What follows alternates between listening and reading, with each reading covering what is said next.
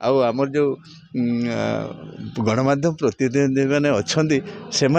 आम मयूरभंज साहित्य परिषद बा साहित्यर संवाद को एभली भाव में परिवेषण करते आमको देखले आश्चर्य लगे जे अलग मान अपेक्षा आम मयूरभंजर जो मैंने सांबादिक मैंने अच्छा सुंदर भाव में आम कथा को नहीं राज्य दरबार कि राष्ट्र दरबार पहुँचे। बहुत बहुत धन्यवाद।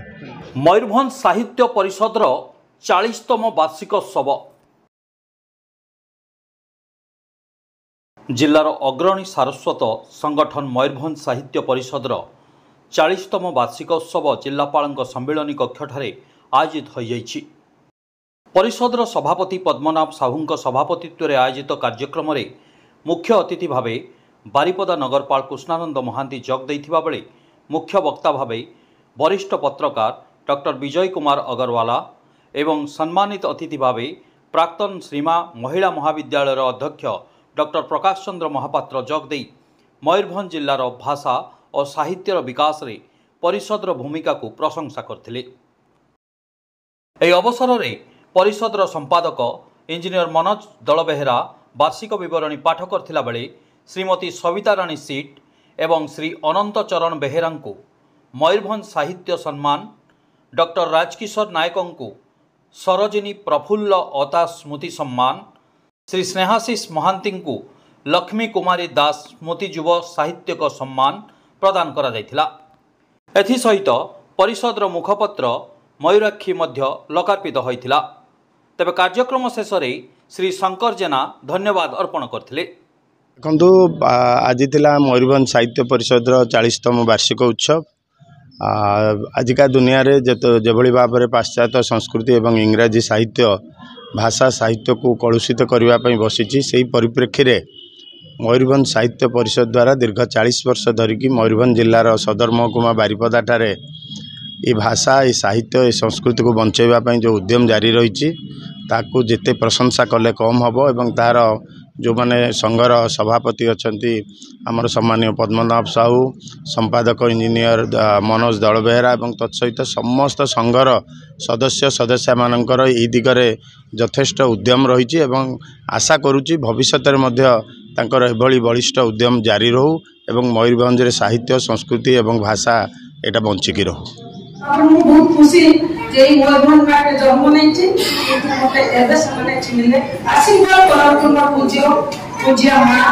पूज्य काका समस्त मोर कवि लेखक भाई भौणी बाबा मन आशीर्वाद करतु मोर कैंसर पेशेंट कि तुम मते लेखा बंचाई रख जा जाने को जीवन विपद का जाते कि बंची की निश्चय लेखि पारे सही आसी। साहित्य परिषद दीर्घ 40 वर्ष है कर्तव्यरत भाषा और साहित्यर उन्नति करते ओडिया अस्मितार सुरक्षा रक्षापी एवं आमर जो मयूरभंजर पूर्व जो राजतंत्र समय जो भाव में विभिन्न साहित्यिक मानक सम्मानित करा जाउथला मयूरभंज तरफ से मयूरभंज साहित्य परिषद मध्य ये माटीर जो मैंने संतान कृति संतान अच्छा कि राज्यस्तरीय जो मैंने प्रतिभा मैंने अच्छा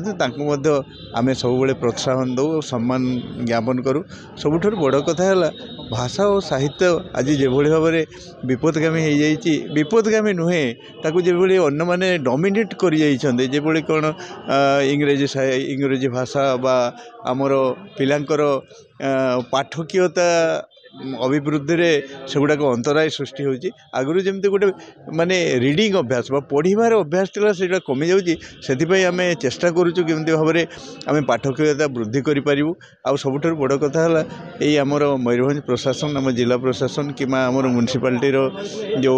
पौरपालिका अच्छा आमर जो सम्माननीय कृष्णानंद महांती युव नगरपाल अच्छा से प्रचेषार आम मानक से मयूरभंज साहित्य परिषद गोटे सुंदर गोटे बिल्डिंग साहित्य परिषद गोटे ऑफिस गृह सेठारे केमती गोटे पिला लाइब्रेरी हो पार से उद्यम करी सरकार पाखर अनुदान पाई आम से आरंभ कर कंप्लीट हो जाइए। आसंता वर्ष को ताकू आमर जो 41तम वार्षिक उत्सव पालन हम से बोलिक आम आशा कर प्रतिश्रुति देते कार्य करुँच। तेणु अनुष्ठान तरफ तो आम निश्चित भाव में जिला प्रशासन एवं नगरपाल महोदय को धन्यवाद ज्ञापन करूँ। मयूरभंजरू संजीव कुमार रंजित का रिपोर्ट, स्पॉटलाइट इंडिया।